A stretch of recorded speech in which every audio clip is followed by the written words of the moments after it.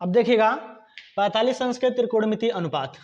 यहाँ पर देखो एक ट्रायंगल है, एक त्रिभुज है ABC, एक ऐसा त्रिभुज है समकोण त्रिभुज है, समकोण त्रिभुज है, ठीक है। समकोण त्रिभुज ABC है जिसका कोण भी जो है वह 90 अंश है, कोण भी 90 अंश है। तो ये कितने अंश का हो जाएगा 45 अंश के, और ये कितने अंश हो जाएगा 45 अंश के, ठीक है। अब देखिए किसी त्रिभुज के अगर दो कोण आपस में बराबर होते हैं, ये हमेशा प्रमेय आ रहा है ना, तो ये प्रमेय याद हो जाना चाहिए था, आप लोगों को याद हो जाएगा। तो यहाँ पर किसी त्रिभुज के अगर दो कोण आपस में बराबर हैं तो उस कोण के सामने वाली भुजा ये वाली और इस कोण के सामने वाली भुजा ये वाली, दोनों आपस में क्या होंगी, बराबर होंगी। अगर हम इसको ए मानेंगे, अगर हम इसको क्या मानेंगे, ए मानेंगे, तो ये भी क्या हो जाएगी, ए ही हो जाएगी ना, ये भी क्या हो जाएगी, ए हो जाएगी, ठीक है। क्यों ए हो जाएगी, क्योंकि किसी त्रिभुज के दो कोणों का अगर किसी त्रिभुज के अगर दो कोण आपस में बराबर हैं तो उन कोणों के सामने वाली भुजा क्या होती है, आपस में बराबर होती है। अगर हम इसे ए मानेंगे तो ये भी क्या हो जाएगी, ए हो जाएगी। तो यहां पर आप लिख सकते हो माना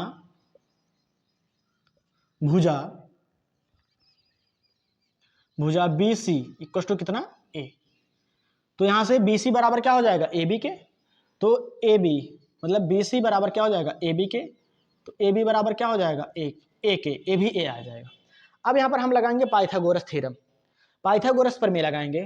तो पाइथागोरस प्रमेय क्या कहता है, कर्ण का वर्ग बराबर होता है लंब का वर्ग प्लस आधार का वर्ग। तो लगाएं, तो कर्ण का वर्ग मतलब कि AB AC है, AC का वर्ग बराबर हो जाएगा, ठीक है। लंब का वर्ग मतलब कि AB का वर्ग प्लस हो जाएगा BC का वर्ग, ठीक है। हमें कर्ण AC निकालना है, तो AC का वर्ग बराबर हो जाएगा, देखिए AB कितना है, ए स्क्वायर, ABC कितना है, ए स्क्वायर हो जाएगा, 2a स्क्वायर हो जाएगा, यहाँ से हो जाएगा AC का वर्ग के, AC इक्वल टू हो जाएगा अंडर रूट में 2a स्क्वायर के, ठीक है। यहाँ से AC बराबर आ जाएगा क्या, a अंडर रूट 2, यहाँ से आ जाएगा a रूट 2, ठीक है, a रूट 2 आ जाएगा। चलिए अब हमें सभी पता हो गया ना, अब हम निकालेंगे इसमें, ठीक है, 45 अंश का मान। तो यहाँ से साइन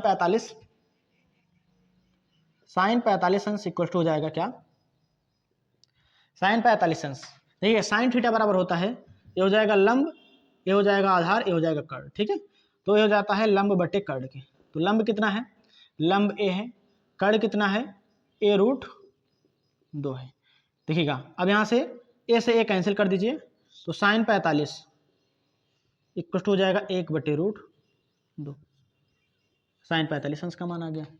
अब देखिएगा काश 45 इसी प्रकार से निकालो, काश 45 अंश इक्वल टू, काश 45 अंश का मान क्या होता है, काश 45 थीटा बराबर होता है आधार बटे कर्ण के। तो आधार कितना है, ए, कर्ण कितना है, ए रूट 2 हो जाएगा, ठीक है।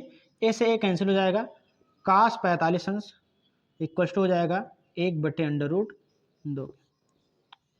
चलिए अब आगे चलते हैं, हम tan का निकालते हैं, tan 45 अंश, tan 45 अंश, देखिएगा tan थीटा बराबर होता है लंब बटे आधार के, लंब बटे आधार। तो लंब क्या है, ए है, ए बटे आधार, आधार कितना है, ए है, तो ए बटे ए, ठीक है। ए से ए काटिए, तो tan 45 अंश का मान क्या आ जाएगा, tan 45 अंश का मान 1 आ जाएगा, tan 45 अंश का मान 1 हो जाएगा, ठीक है।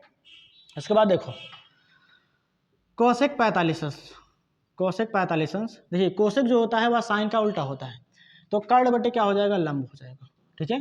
तो कर्ण बटे लंब, कर्ण कितना है, कर्ण ए रूट 2 बटे हो जाएगा, लंब कितना है, 1 है, ठीक है, लंब कितना है, 1 है।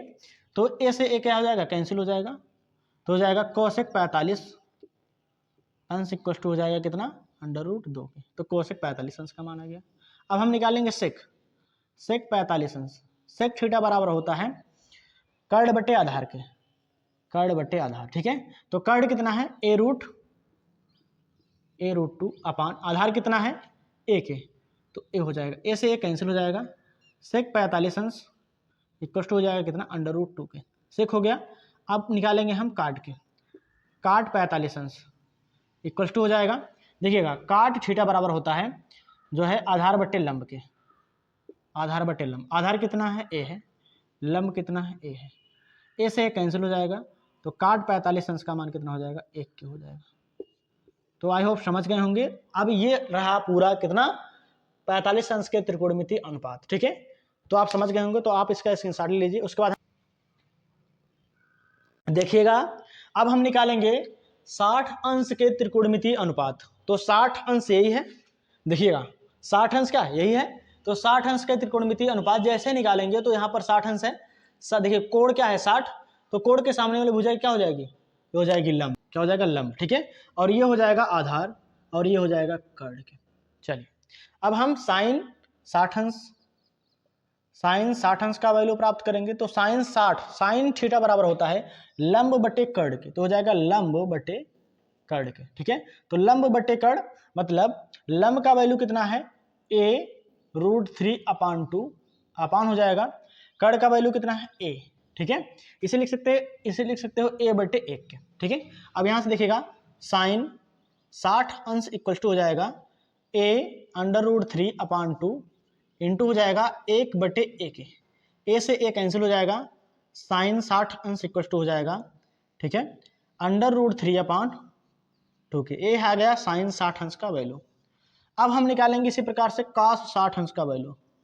cos 60 अंश इक्वल टू देखिएगा cos थीटा बराबर होता है आधार बटे कर्ण के। तो आधार बटे कर्ण के होता है। तो आधार कितना है a बटे 2 बटे हो जाएगा, ठीक है। यहां पर क्या है कर्ण कितना है a को लिख सकते हो a बटे 1।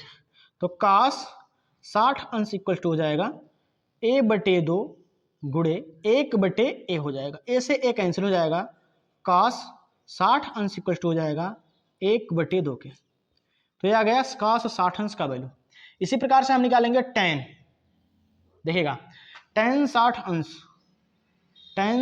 अंश इक्वल टू tan थीटा बराबर होता है लंब बटे आधार के, लंब बटे आधार, tan 60 अंश इक्वल टू हो जाएगा लंब कितना है a√3/2 अपान हो जाएगा, आधार कितना है a/2 के, ठीक है।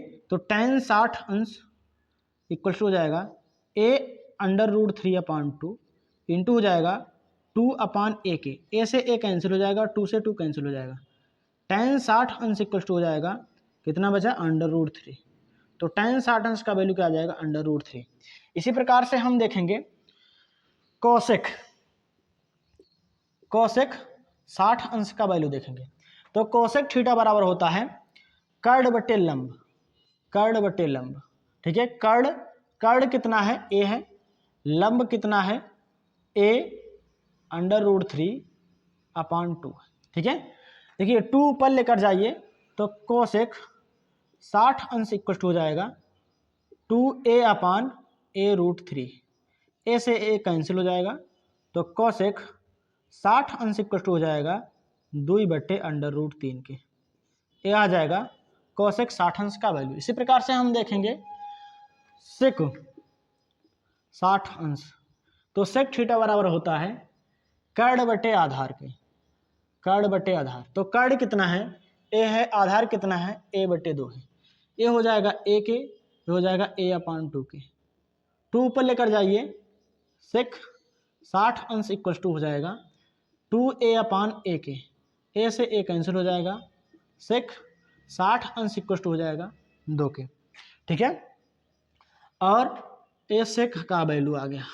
अब हम चलेंगे काट के, काट 60 अंश इक्वल टू, काट थीटा बराबर होता है आधार बटे लंब के, ठीक है। काट 60 अंश इक्वल टू आधार कितना है, आधार है a/2 के, आधार है a/2 के, और जो लंब है वह कितना है, वह है a√3/2 के, a√3/2 के। इसे सॉल्व करोगे तो काट 60 अंश इक्वल टू हो जाएगा a/2 इंटू 2/a√3, a से a कैंसिल हो जाएगा, 2 से 2 कैंसिल हो जाएगा, काट 60 अंश बराबर हो जाएगा 1 बटे √3, काट 60 अंश का वैल्यू आ गया। तो आई होप समझ गए होंगे। तो आप इसका स्क्रीनशॉट ले लीजिए। अब हम